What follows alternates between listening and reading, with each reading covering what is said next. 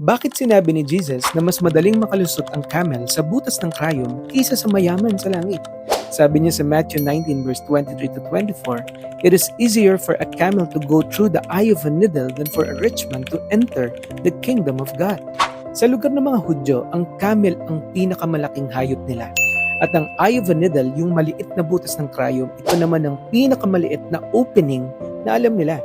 Isang napakalaking camel tapos pilit na papasok sa super liit na butas ng krayom? Imposible, di ba? During Jesus' time, maraming rabbis ang nagtuturo na ang pagiging mayaman ay sign of God's approval. Kung mayaman ka, ibig sabihin blessed ka. At ikaw ay most likely candidate for heaven. Pero binasag ni Jesus ang belief na yon. The same thing nang pinarealize niya sa isang mayamang lalaki na lumapit at nagtanong sa kanya, "Teacher, what must I do to have eternal life?" Sabi ni Jesus, "Sell everything, give to the poor, and follow me." Pero umalis siya ng malungkot dahil mahal niya masyado ang kanyang kayamanan.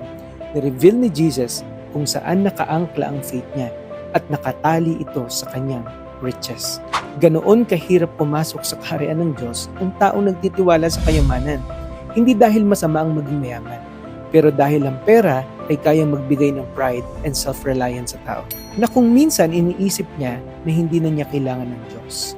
Pero hindi doon natapos si Jesus. Nagtanong ang mga disciples, "Then who can be saved?" At ang sabi ni Jesus sa verse 26, "With man this is impossible, but with God all things are possible."